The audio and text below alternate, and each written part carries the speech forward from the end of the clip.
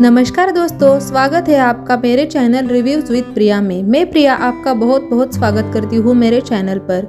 आज हम मशहूर अदाकारा सिल्क स्मिता के बारे में कुछ बातें करने वाले हैं। आई होप ये वीडियो आपको ज़रूर पसंद आएगा, तो वीडियो में एंड तक बने रहना।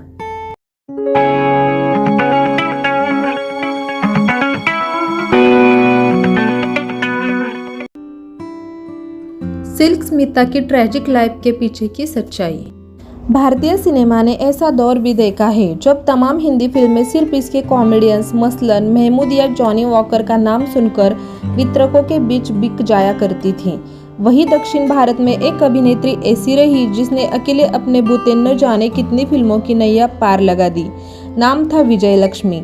लेकिन विजय लक्ष्मी के चाहने वालों का सैलाब तब आया जब फिल्मों में इन्हें नाम मिला सिल्क स्मिता।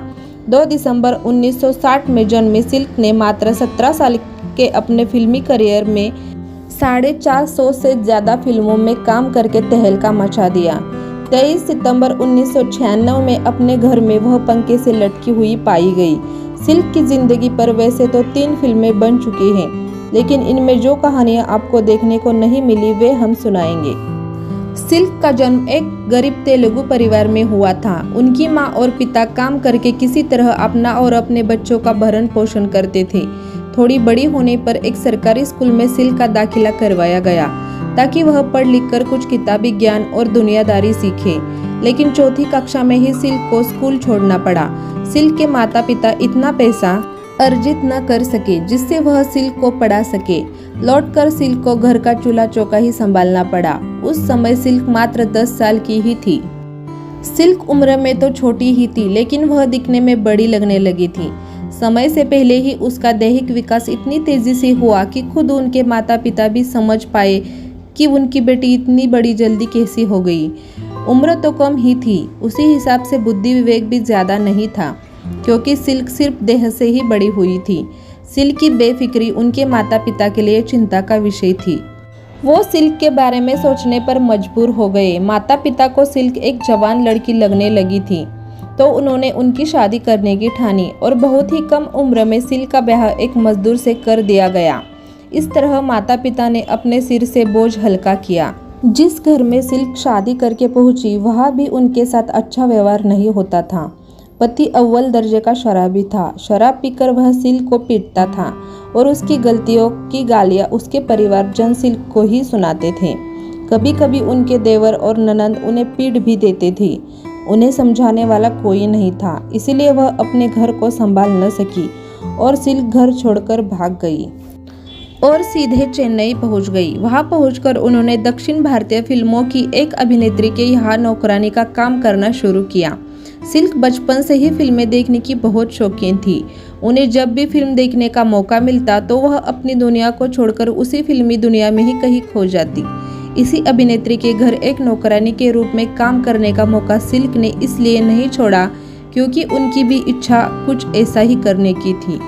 सिल्क ने घर के काम भी बचपन से ही किए थे, इसलिए उस अभिनेत्री के घर को भी सिल्क ने बहुत अच्छे से संभाला।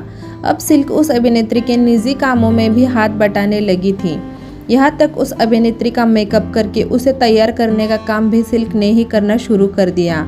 यह काम करने का सिल्क को एक ही फायदा और मिल रहा था, वह उस अभिनेत्री से मिलने आने वाले फिल्म निर्माताओं और निर्देशकों से भी जान पहचान बढ़ाने लगी थी।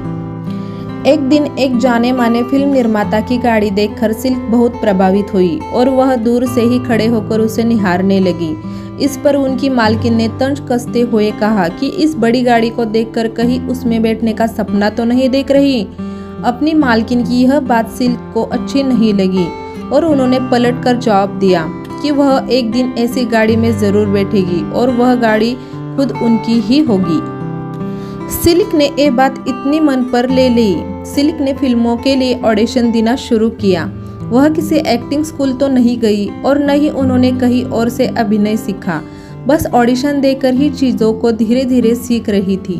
उन्होंने एक फिल्म के ऑडिशन में ही कुछ इस तरह की कामुक अदाई दिखाई कि उन्हें इस फिल्म में एक आइटम नंबर करने के लिए ले लिया गया। सिल्क की अदाएं काम कर गई और धीरे धीरे उनके पास आइटम नंबर के लिए कई फिल्मों के ऑफर आने लगे। कुछ ही समय में सिल्क अपने समय की दक्षिण भारतीय सिनेमा की आइटम क्वीन बन गई। उनका आकर्षण इतना तेजी से और इतना बढ़ गया था कि एक फिल्म को हिट कराने के लिए उनके लटके झटके ही काफ़ी थे। वैसे तो सिल्क को कई फिल्मों में देखा जा चुका था, लेकिन वर्ष 1980 में आई तमिल फिल्म वंडी चक्रम ने दर्शकों के बीच सिल्क की एक अलग ही पहचान बना दी। इस फिल्म में वह एक शराब का ठेका चलाने वाली लड़की बनकर नजर आई। वर्ष 1979 में इस फिल्म का प्रेम प्रतिज्ञा नाम से हिंदी रीमेक भी बनाया गया, जिसमें मिथुन चक्रवर्ती और माधुरी दीक्षित मुख्य भूमिकाओं में नजर आई। यहाँ से सिल्क के करियर ने एक ऊंची उछाल मारी और वह दक्षिण भारतीय सिनेमा में काम करने वाले निर्माता और निर्देशकों की आइटम नंबर के मामले में पहली पसंद बन गई। उस समय सिल्क निर्माताओं से 50,000 रुपये तक अपनी फीस के तौर पर लेती थी। एक आइटम नंबर करने के लिए सिल्क की फीस भले ही ज्यादा थी, लेकिन फिर भी फिल्मों में निर्माता इसके लिए हमेशा तैयार रहते थे। वह जानते थे कि सिल्क का एक आइटम नंबर ही फिल्म को हिट करा सकता था। सिल्क का नाम दिन ब दिन बड़ा होता जा रहा था। इसका असर यह हुआ कि सिल्क को फिल्म इंडस्ट्री में आए हुए सिर्फ 4 साल ही बीते थे और इतने कम समय में ही उन्होंने लगभग 200 फिल्मों में काम कर लिया था। हालांकि अब उनका काम सिर्फ आइटम नंबर तक ही सीमित नहीं था, वह फिल्मों में कुछ छोटे मोटे और कभी कभी बड़े किरदारों में भी नजर आ रही थी। तमिल फिल्म इंडस्ट्री में कमल हसन और रजनीकांत दोनों के साथ सिल्क ने खूब काम किया। वर्ष 1983 में आई हिंदी फिल्म सदमा से सिल्क स्मिता ने हिंदी फिल्म इंडस्ट्री में कदम रखा। उनका इस फिल्म में होना भी एक जरूरत ही माना गया। उस समय सिल्क स्मिता के चर्चे चारों तरफ थे और यह फिल्म 1982 में आई तमिल फिल्म मुंदरम पिराई का रीमेक है। फिल्म के निर्देशक बालू महेंद्र को इस फिल्म की कहानी बहुत धीमी लगी। वह इसमें कुछ तड़कता भड़कता करना चाहते थे और चाहते थे कि फिल्म में मुख्य कलाकार कमल हसन और श्रीदेवी के बीच कुछ बोल्ड सीन फिल्माए जाए। उनके साथ यह संभव न हो सका, इसलिए इस फिल्म में सिल्क स्मिता को लिया गया और सिल्क ने इस फिल्म की बेहद दुख भरी कहानी में भी रंग भर दिए। सैकड़ों फिल्मों में काम करने के बाद अब सिल्क का करियर ढलान पर था। दरअसल लोग उनके एक ही काम से ऊब गए थे। तब उन्होंने अभिनय छोड़कर फिल्म का निर्माण करने में हाथ आजमाया। इसी बीच उन्होंने एक डॉक्टर से भी शादी की, जिसकी मदद से सिल्क ने फिल्मों का निर्माण किया। हालांकि जिस तरह दर्शकों ने उन्हें नकार दिया, उसी तरह उनकी बनाई हुई फिल्में भी कोई दम नहीं था। अपने करियर का ऐसा समय देखकर सिल्क बहुत निराश हुई और उन्होंने सबसे अलग होकर शराब को अपनी दुनिया बना लिया। अंत में 23 सितंबर 1996 को वह अपने घर में पंखे से लटकी हुई पाई गई। पुलिसिया छानबीन में उनकी मौत को आत्महत्या का नाम देकर केस बंद कर दिया गया। 2011 में एकता कपूर ने सिल्क के जीवन पर आधारित एक फिल्म द डर्टी पिक्चर का निर्माण किया। इस फिल्म का निर्देशन मिलन लुथ्रिया ने किया और सिल्क की भूमिका निभाई अभिनेत्री विद्या बालन ने। यह फिल्म सिल्क के भाई की नागवारा प्रसाद को अच्छी नहीं लगी और उन्होंने इस पर सवाल उठाए। उठती आवाज़ को देखते हुए एकता कपूर ने तुरंत अपना बयान बदल लिया और उन्होंने कह दिया कि यह फिल्म सिल्क स्मिता के जीवन पर आधारित नहीं है।